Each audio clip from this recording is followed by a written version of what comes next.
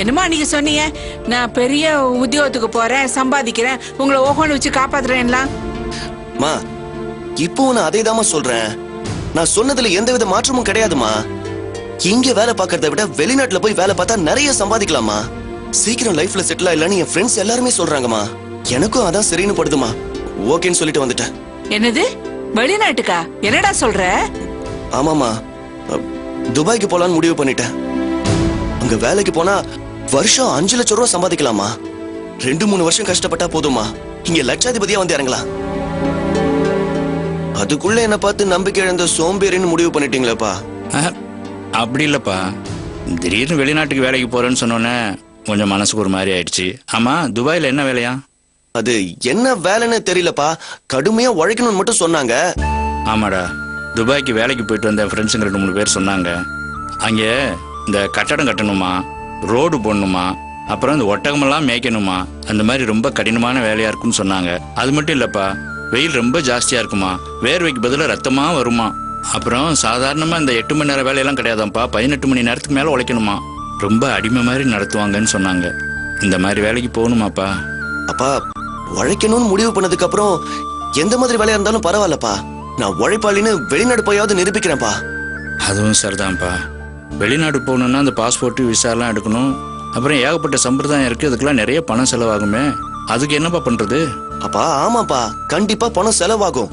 அதனால நல்லா யோசிச்சு பார்த்துதான் நானும் உங்க கூட வேலைக்கு வரலான்னு முடிவு பண்ணிட்டேன். கொஞ்சம் இருங்கப்பா, நான் போய் குளிச்சுட்டு வந்துடுறேன். என்னது, என் கூட வேலைக்கு வரியா? ஆமாப்பா, வந்து வேலை பார்த்து பணம் சம்பாதிச்சாதானே பாஸ்போர்ட் விசாலாம் எடுத்து வெளிநாட்டுக்கு வேலைக்கு போக முடியும். ஏண்டா, இப்பதான் நீ செத்து பொழிச்சு வந்திருக்க, மறுபடியும் அதே வேலைக்கு போறேன்றிய? அம்மா, அன்னைக்கு ஏதோ ஆர்வ குளர்ல தெரியாம தப்பு பண்ணிட்டேன். இனிமே அந்த மாதிரிலாம் தப்பு பண்ண மாட்டேன். அப்பா, மறுபடியும் அந்த வேலை தான்ப்பா செஞ்சாகணும். நீங்களே கஷ்டப்பட்டு உழைக்கும் போது எனக்கு என்னப்பா? நீங்க கத்து கொடுங்க, நான் கத்துக்கிறேன். சீக்கிரம் கத்துப்பாப்பா. இப்போதைக்கு நான் வெளிநாட்டுக்கு போறதுக்கு எனக்கு பணம் வேணும். அதுக்கு நான் உழைக்கணும், அவ்வளவுதான். ஏண்டா, உனக்கு என்ன தலையெழுத்தா? நான் ஏதோ படிக்காதவன் இந்த சாக்கடையில் வேலை செய்யறேன், நீ படிச்சவன்டா. நீ எதுக்காக இந்த வேலைக்கு வரணும்?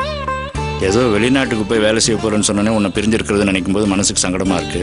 அந்த வேலைக்கு போறதுக்காக இந்த வேலைக்கு வரேன்னு சொல்றிய, நல்லா இல்லடா. வேணாம், நீ வர வேண்டாம். டேய், உங்க அப்பா அந்த வேலைக்கு போறதே என்னால தாங்கிக்க முடியல. அவர்கிட்ட சொன்னாக்கா செய்யற வேலையில கௌரவம் பார்க்க கூடாதுன்னு சொல்லிட்டாரு. அதனாலதான் நானும் விட்டுட்டேன். இப்ப நீயும் இதே வேலைக்கு போறேன்னு சொன்னா எனக்கு ரொம்ப கஷ்டமா இருக்குடா. இப்ப என்னடா, நீ அந்த வெளிநாட்டு போறதுக்கு அந்த பாஸ் டிக்கெட்டு இதுக்கெல்லாம் செலவாகும்னு சொன்னார, அவ்வளவுதானே? அத நானும் உங்க அப்பாவுமே வேலைக்கு போய் சம்பாதிச்சு கொண்டு வந்து தரோம். அப்படி வாங்க வழிக்கு. உங்க வாயாலேயே இப்படி ஒரு வார்த்தை வரணுங்கிறதுக்காக தானே நான் இவ்வளவு தூரம் விட்டு போட்டுட்டு இருக்கேன். அதுவும் கரெக்டா ஒர்க் அவுட் ஆயிடுச்சு. என்னப்பா நீங்க வயசான காலத்துல உங்களை உட்கார வச்சு நான் சோறு போடணும், அதை விட்டுட்டு உங்க உழைப்புல நான் போய் பலன் அனுபவிக்கலாமா? மனசுக்கு ரொம்ப கஷ்டமா இருக்குமா? டேய், ஏன்டா அப்படி எல்லாம் நினைக்கிறேன்?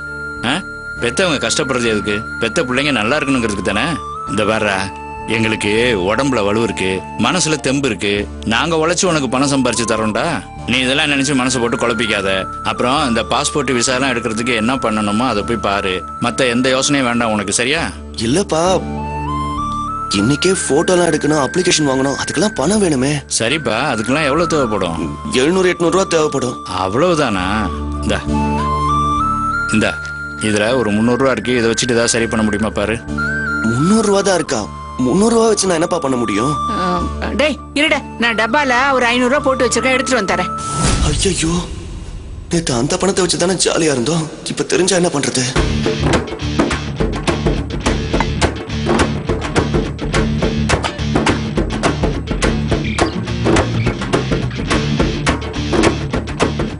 என்னது, பணத்தை காணோம்?